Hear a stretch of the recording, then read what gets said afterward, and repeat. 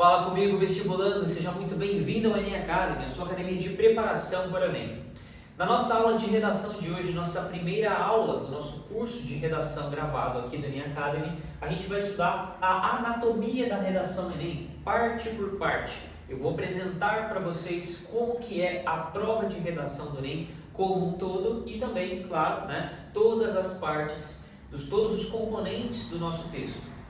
Aqui eu anotei os nossos tópicos da nossa aula, tá? Ao todo, a gente vai trabalhar 5 tópicos hoje, começando pelo primeiro, que é a dissertação argumentativa. Eu vou explicar para vocês o que é esse gênero textual, o que é comando de ação, tá? Eu vou apresentar para vocês também o padrão ouro da redação Enem e como fazer um pré-rascunho e uma proposta de intervenção, tá bom? Vamos lá então, vamos para o nosso primeiro tópico aqui da nossa aula. Dissertação argumentativa. Pessoal, vamos lá. Primeira coisa que a gente tem que entender, tá? A prova de redação do Enem, ela possui um DNA. Ela apresenta, então, uma característica específica que é própria dela, que difere ela, por sua vez, de outras provas de outros vestibulares. Nós temos, sim, grandes vestibulares que cobram a dissertação argumentativa também em suas provas, como, por exemplo, a FUVEST, a Unesp, a Unifesp, alguns vestibulares do Paraná. Mas a grande ideia aqui é que além de ser uma dissertação argumentativa, a prova do Enem de maneira particular vai exigir uma coisa chamada proposta de intervenção, tá? Então, a dissertação argumentativa, ela nada mais é do que um gênero textual. Um gênero textual pode ser qualquer tipo de texto. Por exemplo, uma carta é um gênero textual, uma narrativa é um gênero textual, um artigo de opinião, tá? Então, por exemplo, na proposta da Unicamp, é comum que ela trabalhe diversos gêneros textuais distintos, em cada ano, para os alunos conseguirem elaborar um texto, seguindo aqueles critérios. Por exemplo, houve um ano em que a Unicamp cobrou dos seus alunos, dos seus candidatos, um modelo de texto em que era o formato gênero textual de podcast, tá? Então, são vários os gêneros textuais possíveis para a compreensão de um texto. No caso do Enem, o gênero textual escolhido é a dissertação argumentativa. Então, esse é o DNA da prova. É uma redação que a gente vai ter que escrever em terceira pessoa, então não pode conjugar os verbos na primeira pessoa do plural e nem do singular, tá? Então, a ideia de, por exemplo, você está lá escrevendo, vai fazer uma crítica ao que esteja acontecendo no país e você fala, nosso país, nossa nação, nossa pátria. Está errado, tá? Você não pode conjugar o verbo nessa primeira pessoa do plural, na pessoa do nós, tá? Sempre na terceira pessoa, do ele, do eles, Então, por exemplo, o país, o Brasil, se referir de maneira impessoal, tá? O objetivo de uma dissertação argumentativa, Dissertar vem de destrinchar, escrever com profundidade.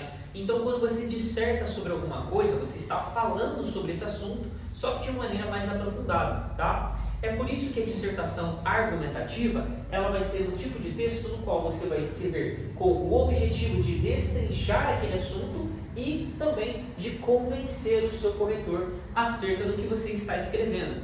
E você vai convencer ele através de argumentos. Por isso que a proposta é uma dissertação argumentativa, tá?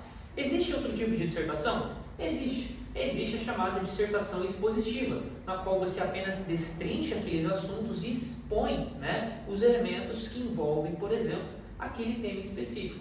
Mas você não argumenta a favor de uma coisa ou de outra, você não escolhe uma tese para defender. Você apenas expõe aquilo que você tem como, por exemplo, concepção do assunto. Agora, para você escolher um lado, escolher uma tese e defender e justificar, por exemplo, por que algo está acontecendo em relação àquele tema, isso é próprio da dissertação argumentativa, tá?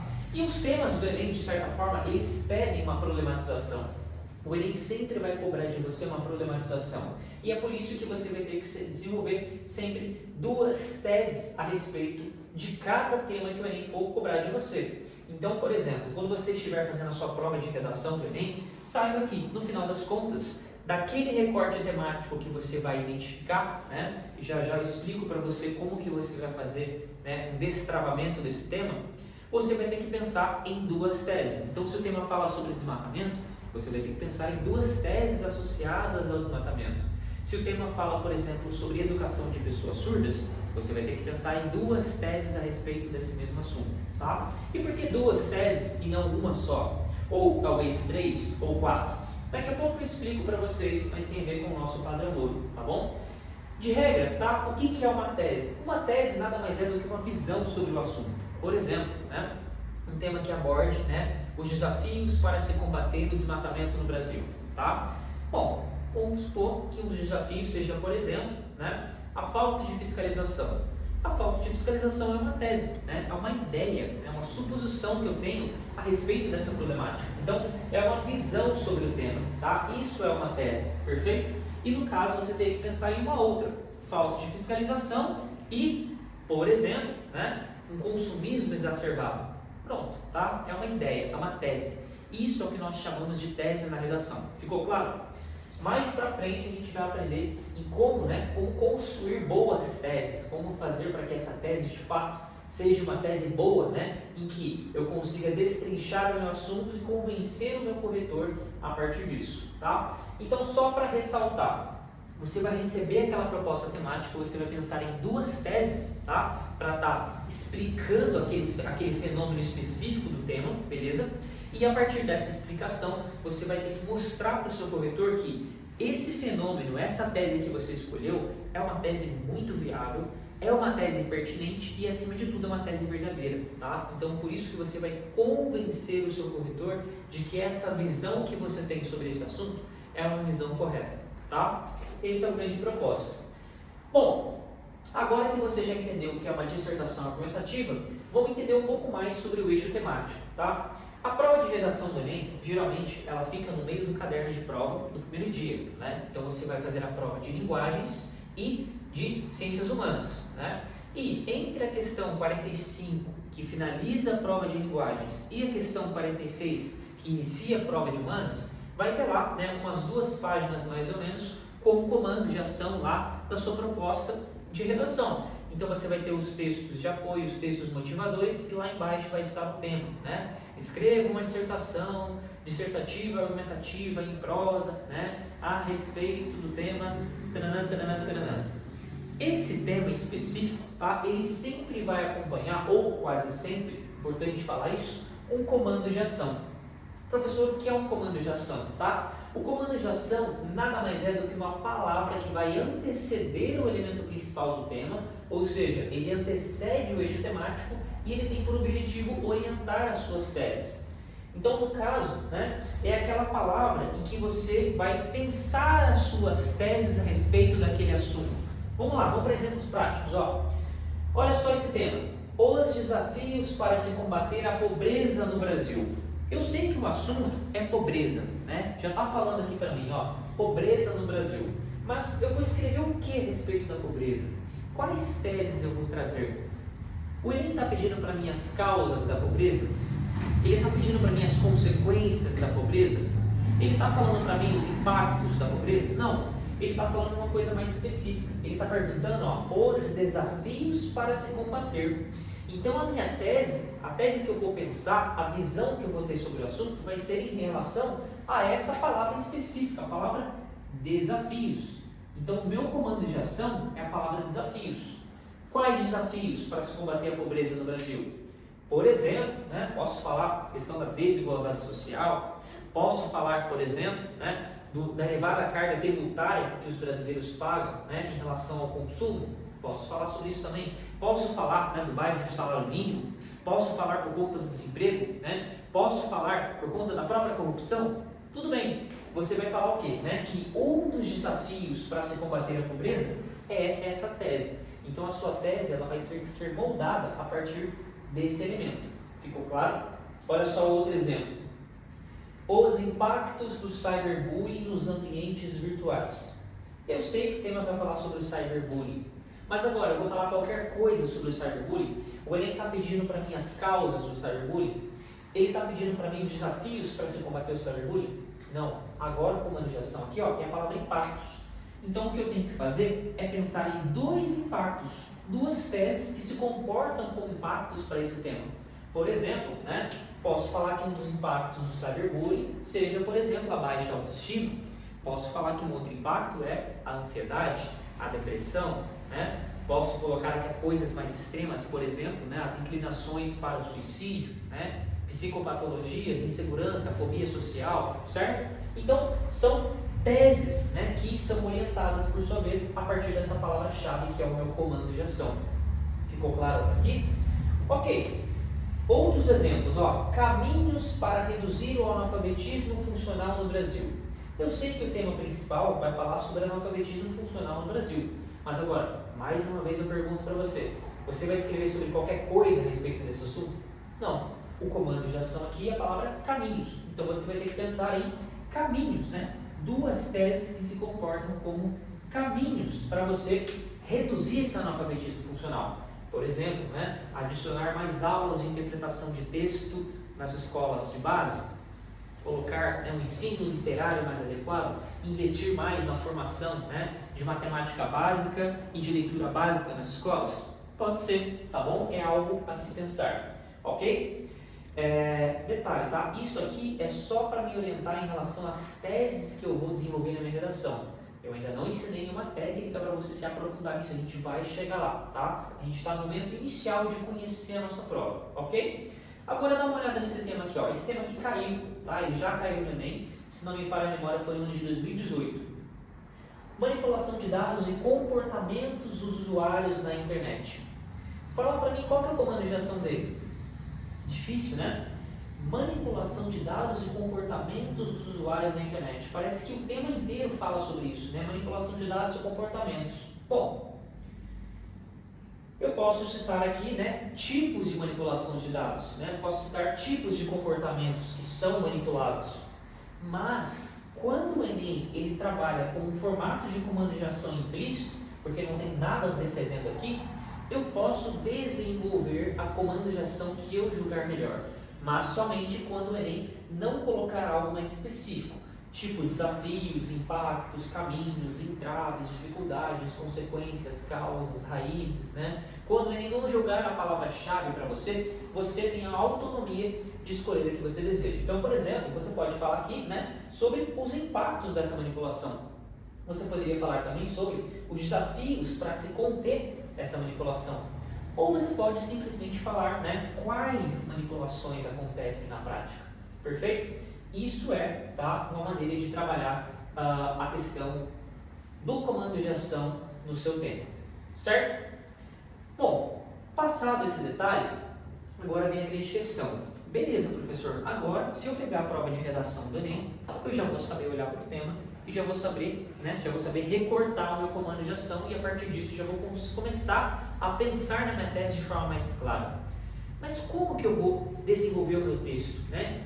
Qual que é a estrutura para eu fazer uma redação adequada na prova do Enem? Quantos parágrafos? Quanto eu devo escrever? Quantas linhas? Né? Quantos períodos? O que eu devo escrever na prática em cada um deles? Bom, isso é algo muito peculiar. Por quê? Não existe, né, na prática uma estrutura muito redonda, vamos dizer assim, uma estrutura muito fechada para você dissertar sobre alguma coisa. A grande questão é, uma dissertação, para que ela destrinche de maneira adequada todo o tema, ela precisa ter início, meio e fim, isso é fato, né? Precisa ter uma introdução da discussão, um meio onde você vai desenvolver todas as ideias, entrelaçar todas as causas e consequências do assunto e depois uma finalização, uma conclusão, um desfecho. Isso é algo claro, mas qual a melhor formatação para eu desenvolver esses três passos, esse início, esse meio e esse fim, tá? Para isso existe o nosso padrão ouro. Esse padrão ouro não é algo previsto pelo edital, tá? Isso é algo interessante. Não é uma coisa que se você pegar o edital do Enem vai estar lá, né? Que é um parágrafo de introdução, tantos parágrafos de desenvolvimento e tantos parágrafos para você fazer a conclusão. Não existe isso de maneira explícita no edital, mas é algo que, conforme os anos foram passando, conforme as pessoas foram escrevendo e os resultados foram aparecendo, foi constatado que há uma preferência e também, de certa forma, né, uma excelência textual maior naqueles textos em que apresentavam um formato conhecido como 1-2-1, que é o parágrafo que constitui um parágrafo de introdução, 2 parágrafos de desenvolvimento e um parágrafo de conclusão, tá? Então, os textos, né, que tinham esses 4 parágrafos eram os textos que conseguiam performar melhor as ideias. Nem aqueles que tinham só um parágrafo de desenvolvimento, sendo, né, 1, e nem aqueles, por exemplo, 131, né, com 3 teses, com 3 desenvolvimentos.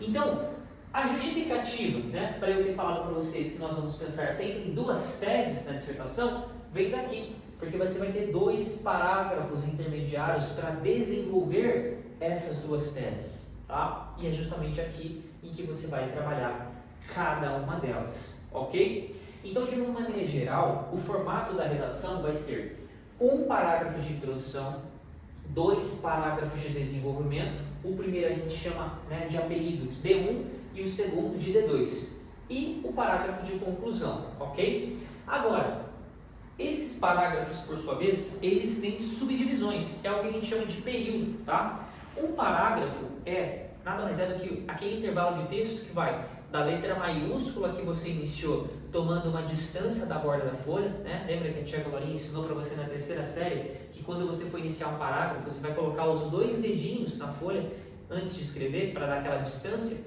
Isso é um parágrafo.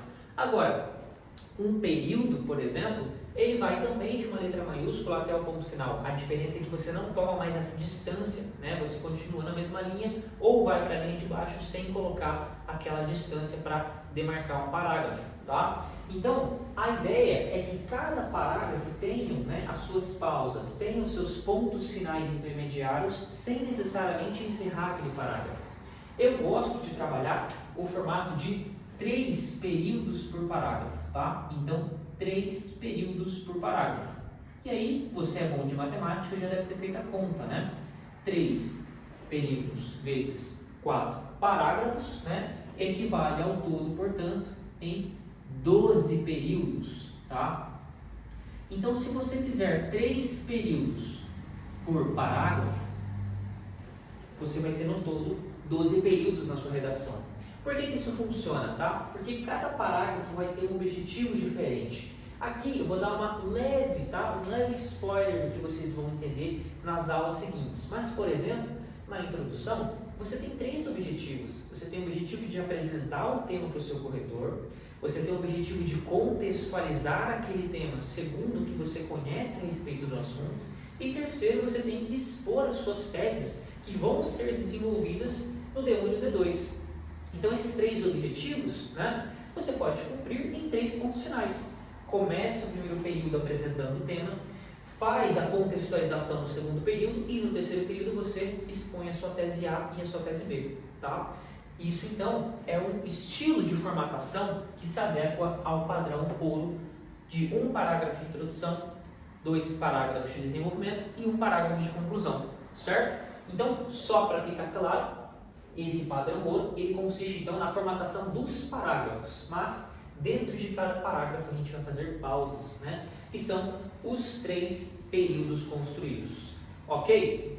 Muito bem, agora é o seguinte, ao longo do seu texto você vai ter que montar, né, as suas teses, você vai ter que deixar essa tese de forma mais elaborada. Por isso que antes de começar a rascunhar a sua redação, você precisa desenvolver o que a gente chama de pré-rascunho, que nada mais é do que, né, um mapeamento das suas teses, um mapeamento para deixar mais claro na hora de você escrever mesmo, né, tanto o seu rascunho quanto a redação da folha original, as suas ideias que você teve a respeito daquele tema em específico, né? E só para te familiarizar, quando eu chamo uma tese de tese A, eu quero dizer que ela é a primeira tese que você citou, que você mencionou no seu texto lá na introdução, nessa terceira etapa aqui, tá?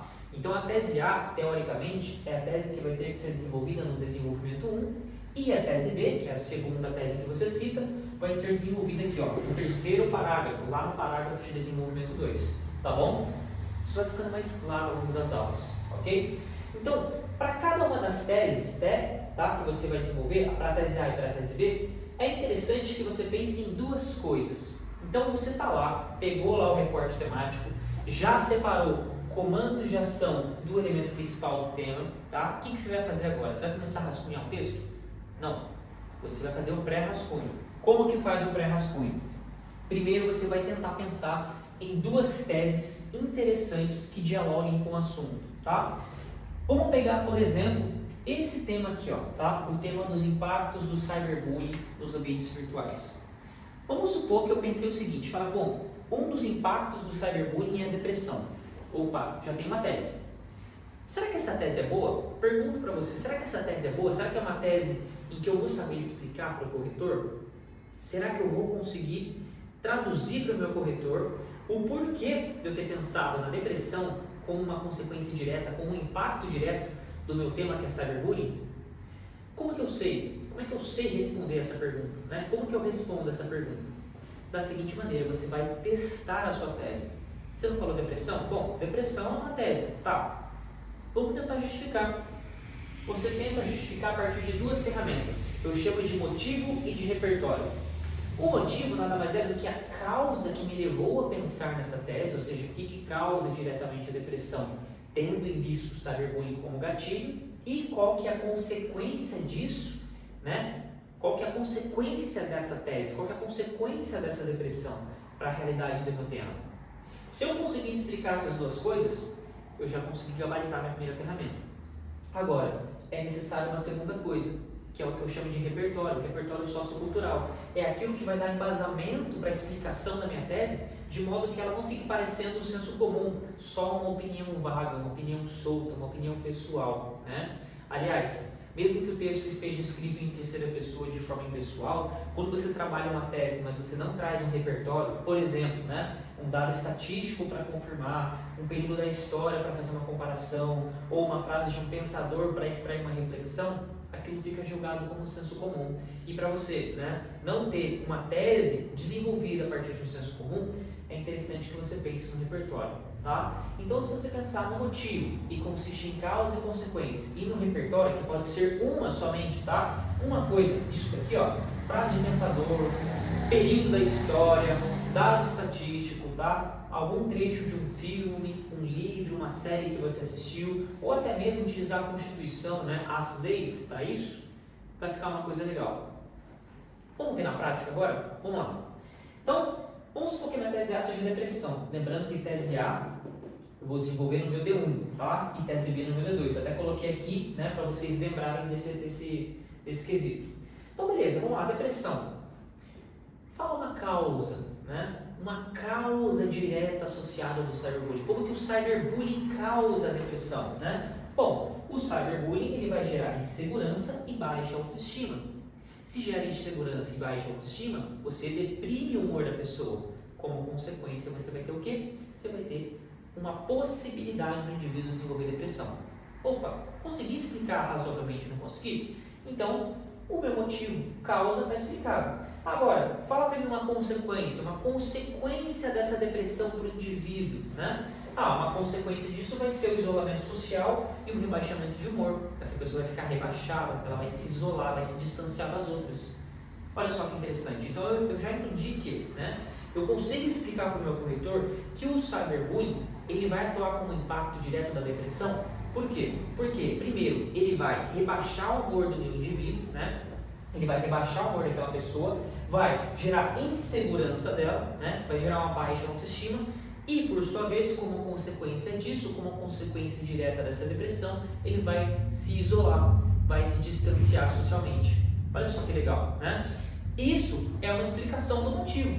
Consegui, então, fechar os dois motivos. Agora, como repertório, eu resolvi trazer aqui, por exemplo, um dado estatístico, tá? Um dado estatístico da Sociedade Brasileira de Psiquiatria, que trouxe o seguinte dado. Olha só, 20% dos jovens diagnosticados com depressão já sofreram bullying virtual nas redes sociais. Ou seja, de todos os 100%, né, de pessoas jovens com depressão, 1/5 delas, né, 1 a cada 5 pessoas já foram vítimas de cyberbullying. Então, olha a relação direta aí entre os acontecimentos. Então, essa discussão, esses motivos, eles saem do senso comum e passam a fazer parte de uma coisa de autoridade, uma coisa real, uma coisa que foi comprovada, né, por uma entidade, por uma sociedade que pesquisou, que trouxe à tona essa pesquisa.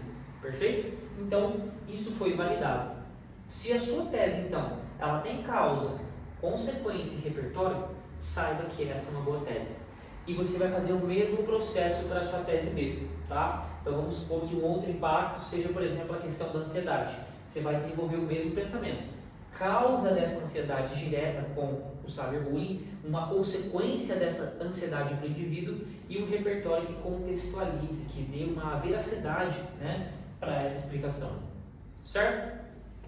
Quando isso estiver concluído, quando você finalizar o seu pré-rascunho, tá? Aí agora chegou o momento de você começar mesmo o seu texto. Aí que você vai para as próximas etapas, tá? Mas isso é um assunto para uma outra aula, tá? A próxima aula que eu vou tratar com vocês vai ser uma aula justamente disso. Como fazer um rascunho esquelético, um rascunho esquematizado, tá? Isso vai ser a aula 2 aqui. Para fechar então a nossa apresentação, né?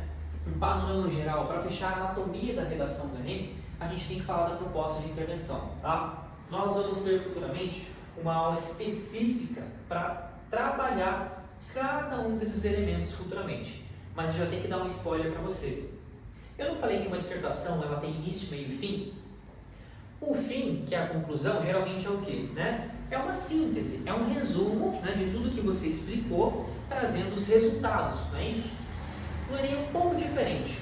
Ao invés de ser uma síntese comum, onde você vai simplesmente, né, reafirmar tudo que já foi dito, né, e trazer os resultados de forma mais clara e mais sintética para o seu corretor avaliar, você tem a responsabilidade de intervir no problema. Ou seja, cabe a você também pensar em uma hipótese de solucionar aquilo que foi problematizado e discutido ao longo do texto. Então, se o tema fala dos impactos do cyberbullying, que você trouxe esses impactos, explicou muito bem esses impactos, né, nos parágrafos anteriores, agora na conclusão você vai ter que resolvê-los. Você vai ter que pensar em ideias para diminuir esses impactos negativos. E como que você faz isso? Através de uma estratégia que consiste em 5 elementos, tá? São 5 elementos que você vai ter que pensar para ter uma proposta de intervenção bem completa. Quais elementos são esses? Olha só, você vai ter que pensar em uma ação a ser feita, um agente, ou seja, né, uma pessoa ou um órgão público, um órgão privado que vai desempenhar essa ação, um meio pelo qual esse agente vai estabelecer essa ação e uma finalidade, né, uma finalidade para que essa ação ela tenha efeito. Além disso tudo, vem o quinto elemento, que é o chamado detalhamento. Professor, o que é detalhamento? Né? Como o próprio nome sugere, você vai detalhar. Mas você vai detalhar tudo? Não. Você vai escolher um desses 4 itens anteriores. Ou você vai detalhar a ação de forma mais clara, ou vai detalhar o agente de forma mais clara, ou o meio ou a finalidade, tá? E detalhar de forma mais clara é o que na prática? É só citar mais de um.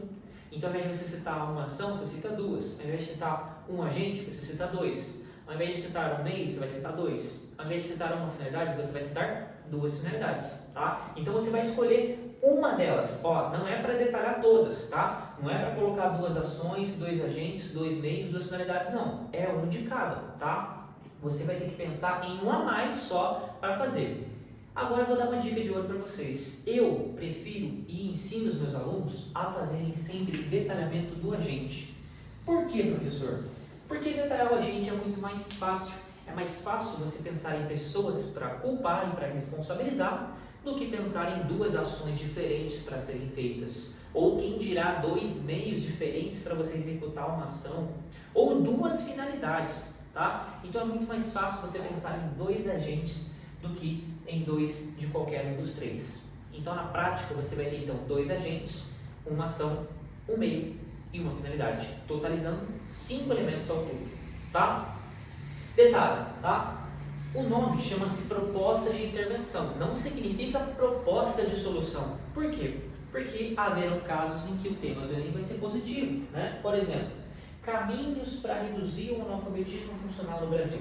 A palavra caminhos para reduzir já sugere que eu vou pensar em coisas boas, concorda? Então a sua tese já vai ser uma tese tecnicamente boa. Então, você não vai ter que resolver o que já está sendo bom. Agora, você vai ter que ampliar. Então, a proposta de intervenção, ela serve ou para resolver a problemática da tese quando ela for ruim, como é o caso, por exemplo, do cyberbullying, né?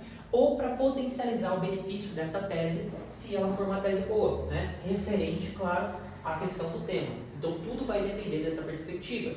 E cabe a você ter essa sagacidade para observar. Caminho, né?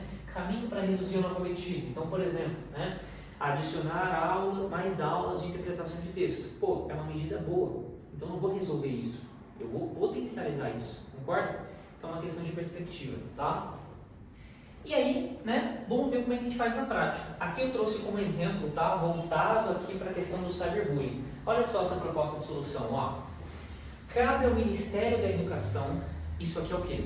Isso aqui é o meu agente, tá? Mas vamos ler na prática, ó. Cabe ao Ministério da Educação, em parceria com as principais redes sociais, desenvolver vídeos acerca da conscientização dos efeitos do bullying virtual por meio de anúncios e propagandas dentro das plataformas de mídias sociais, com o intuito de, ou seja, com a finalidade de desestimular tal prática na internet.